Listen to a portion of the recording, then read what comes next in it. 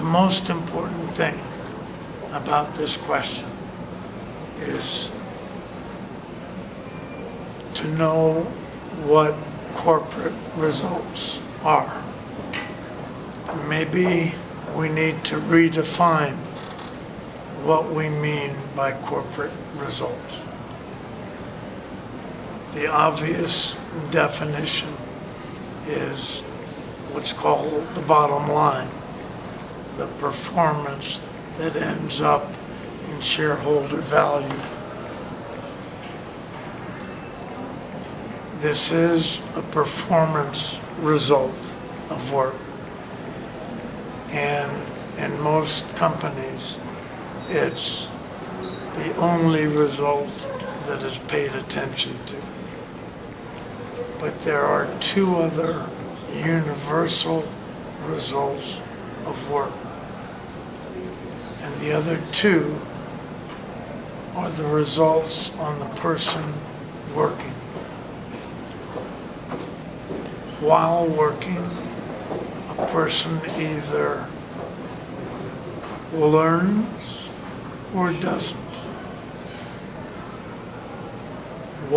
How he increases his own competencies, the own qualities he needs and wants in his professional work, his understanding of different situations, his strategic thinking, how he uses his time. These are all examples of learning goals. You could say everybody tries to hire the best people, but it's the company that grows their people the best that win, both in terms of performance results and in terms of what they're giving to their people, resulting in their people's loyalty. And very shortly, the third result is where a person is. It's basically enjoyment. Is a person miserable or enjoying his work? He's always somewhere in between misery and bliss. These three different results are not independent of each other, but support each other. Performance without learning will start to go down. Performance without enjoyment will start to go down. So leverage comes when you have balance in your understanding of what the results of work are.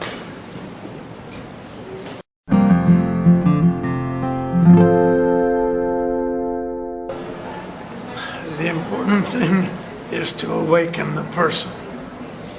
If the person is awake, conscious, and given tasks that are challenging, automatically his talents will emerge and grow. They grow because the challenge requires it.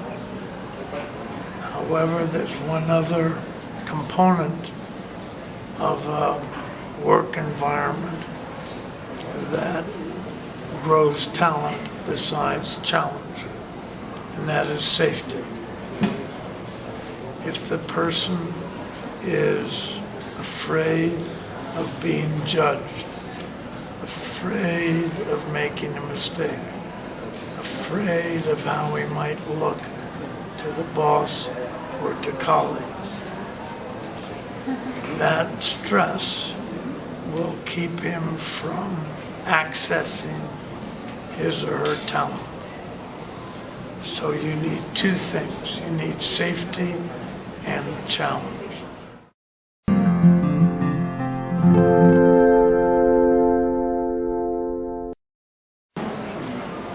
Main step, maybe even the first, is to know what you want, to know what you love. There are so many ideas, maybe, about what you should do as a profession. You'll be happy in the profession that you're interested in, that you'll keep being a learner in, that you'll enjoy every day.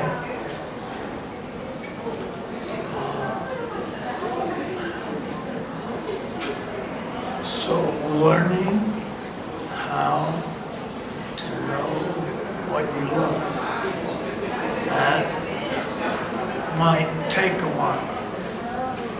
One thing you could do is talk to people in the different professions, visit companies and observe people working in that profession. It's not a company, in a doctor's office.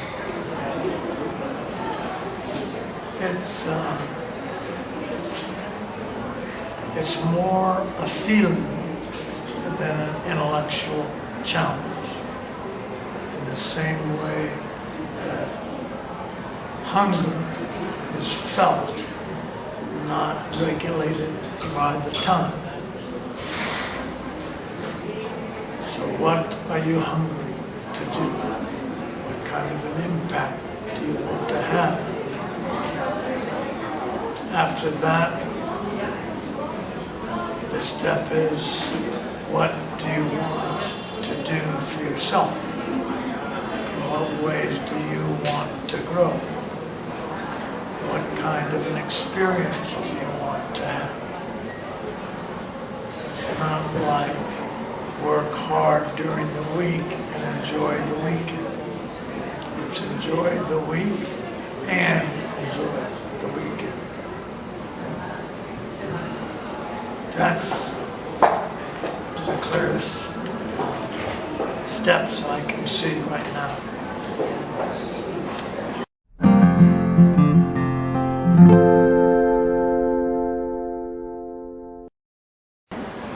There are two cultures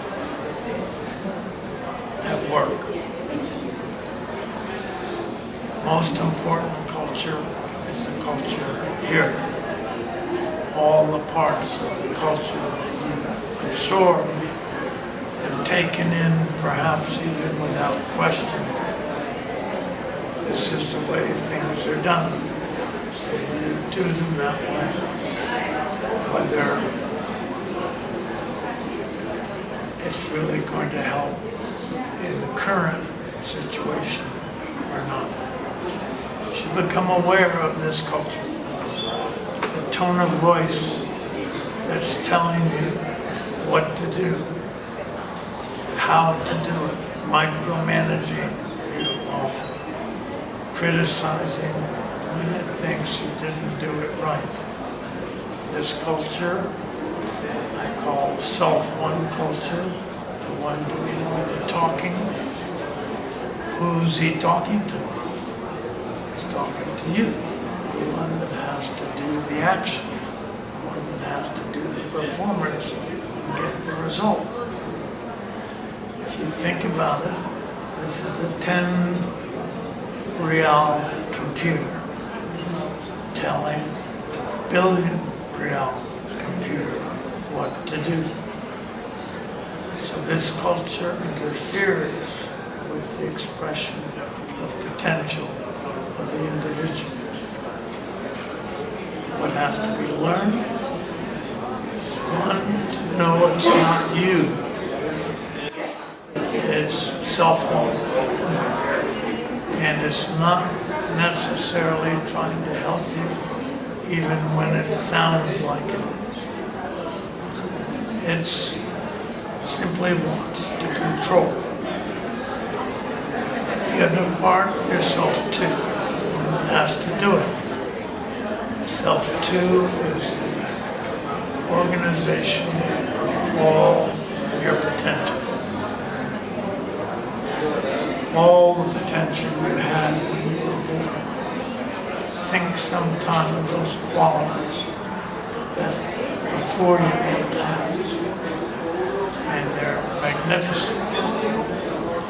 what's happened to them by the time they're 14. Can you see that love of learning? Can you see that enjoyment? Can you see that peace? Can you see that contentment? Can you see that curiosity, creativity, wanting to discover, never giving up?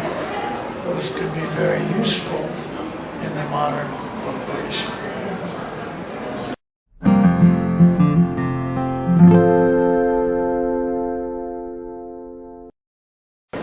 One of the biggest interferences to excellence that exists, it's the heart of self-one, doubting you, not knowing who we are.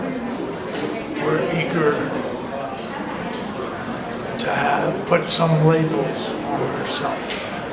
I am an executive, I'm a plumber, I'm a lawyer, I do things this way, I have a bad backhand, I'm not a good tennis player. This self-concept creation is devastating to you being there at work. Let me tell you how it happens on a tennis court. After doubt has convinced you that you have a poor backhand, you miss a few more, and you decide, I'm not a good tennis player. So it goes from backhand, all your tennis games. And after he convinces you of that, then you're not very coordinated. You're not very good at sports. So it takes it all sports. And then it kind of ends up, you're not very good, period. Not just in sports, just not good.